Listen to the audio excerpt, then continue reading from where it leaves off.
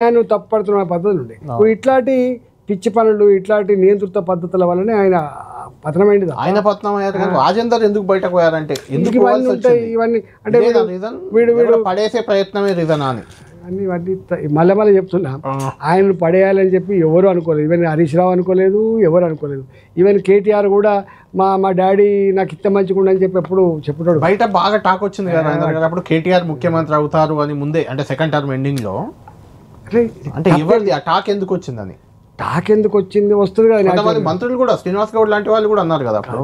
ఒకసారి మీరు ఎప్పుడైనా చరిత్ర చూడండి, కేసీఆర్ గారు పదే ఒక మాట అంటాడు, సోనియా గాంధీ గారు తప్పు చేసిండ్రు, రాహుల్ గాంధీ 2004లో ప్రధానమంత్రి మన్మోహన్ సింగ్ అయ్యిండు. తర్వాత సెకండ్ టైం అయినా కనీసం రాహుల్ గాంధీ గారికి చేస్తే కొంత అనుభవం వచ్చేది. ఫస్ట్ టర్మ్ లో మంత్రిగా ఉండి మన్మోహన్ సింగ్ మంత్రిగా పెట్టుకొని సెకండ్ టైం మాజీ ప్రధానమంత్రిగా ఉండేదా పార్టీ బతికేదని చెప్పి ఎవరు చెప్పేది? కేసీఆర్ చెప్పారు. మరి కేసీఆర్ గారు నేను గాంధీ లాగుంటా అని చెప్పిన కేసీఆర్, ఇవాళ తెలంగాణ కాపల కుక్క అంటున్న కేసీఆర్, ఆయనకి ఏం అవసరం అండి? నాకు అర్థం కాదు. ఒక 5 సంవత్సరాలు చేసిండు, రెండోసారి మనకి కొడుకు ఇచ్చుకుంటాడో ఎవరికి ఇచ్చుకోవచ్చు కదా అంటున్నా. ఎందుకు ఇవ్వలేకపోయింది చెప్పండి? ఇవాళ కూడా మళ్ళీ రేపు మళ్ళీ అధికారిక ఫేస్ గా ఉంటేనే బీఆర్ఎస్ నిలబడుతుంది అనే నమ్మకం. అంటే మీరేమంటారు, నిజంగా కేటీఆర్కి ఇచ్చుంటే మళ్ళీ గవర్నమెంట్ వచ్చేది? ఒక మాట చెప్పండి, అసలు కేసీఆర్ గారి నియంత్రిత పద్ధతులు కనుక స్విచ్ ఆఫ్ చేసుకుంటే, ఈ అందరినీ కనీసం గౌరవప్రదంగా చూసుకొని ఉండుంటే, ఒక కుటుంబ సభ్యుల్లాగా ఉండుంటే కేసీఆర్ ఓడిపోతాడు కాదు, పార్టీ ఓడిపోయేది కూడా కాదు. పార్టీ ఓటమికి సంపూర్ణ కారకుడే కేసీఆర్. అదే అంటున్నా. తెలంగాణలో ఈ ఫోన్ ట్యాపింగ్ అని, తెలంగాణలో ఈ భూదందాలకు, తెలంగాణలో ఈ కరప్షన్కి, తెలంగాణ తలెత్తుకోకుండా ఉండడానికి మొత్తం కారకుడే కేసీఆర్ అండి, ఎవరు కారకులు కాదు. అదే అంటున్నాను. ఒకవేళ కేసీఆర్ తప్పుకొని కేటీఆర్ చివరిలో ఇచ్చుంటే మళ్ళీ గవర్నమెంట్ వచ్చేదా? నడిచేది ఎందుకు నడిచేది కాదు. ఈయన నియంతృత్వ ఒకటి కనుక స్విచ్ ఆఫ్ అయితే మళ్ళీ గవర్నమెంట్ తప్పకుండా వచ్చేది.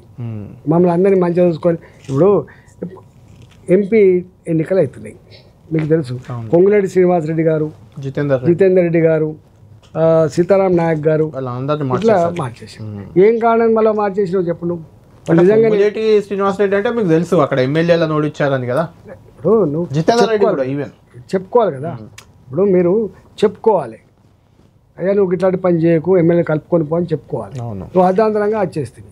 అంటే ఇట్లా ఒకరొకరు అంటే నువ్వేమనుకున్నావంటే, ఎవడు పోయినా నన్ను ఏం చేసేది లేదు, నేనే కర్త కర్మ క్రియ, నేను స్ట్రాంగ్ ఉన్నంత వరకు ఎవడు నన్ను ఏం చేయలేడు, నేను స్ట్రాంగ్ లేనప్పుడు ఆటోమేటిక్గా ఓడిపోతారు. కానీ ఆయన అప్పుడేమనుకున్నాడంటే, నేను స్ట్రాంగ్ ఉన్నా, ప్రజలకు కనెక్ట్ అయిపోయినా, నేను ఇక నన్ను చేయబడేం చేసేవాడు లేడీడా అని చెప్పి అందరినీ తీసిపడేసి. ఇంతెందుకండి, ఇప్పుడు మంత్రివర్గం ఇప్పుడు 88 మంది గెలిచిందండి. 119 మందిలో 88 మంది గెలిచిండు. 2 ఇండిపెండెంట్గా మా వాళ్ళే గెలిచిండ్రు, కోరకంటి చంద్రను ఇంకొకడ. అంటే 90 మంది అయితే గెలిచింది కదా.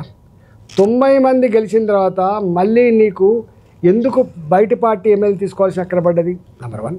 నెంబర్ 2, 90 మంది ఎమ్మెల్యేలు అయిన తర్వాత ఏ కారణాల వల్ల నువ్వు మంత్రివర్గాన్ని మొత్తం వేయలేకపోయినావు?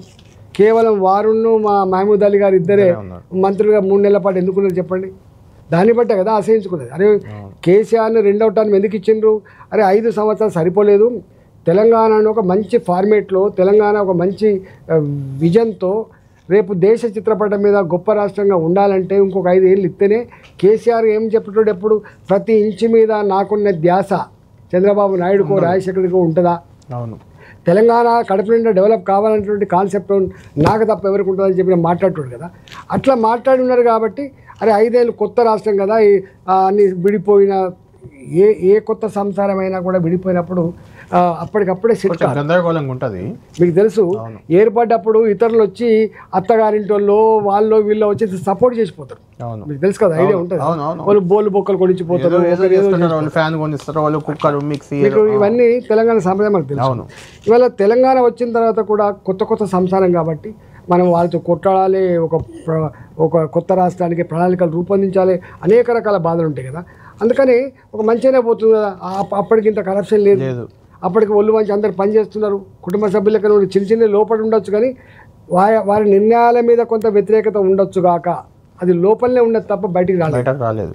అది ఆర్టీసీదైనా, అది మున్సిపల్ వర్కర్స్దైనా,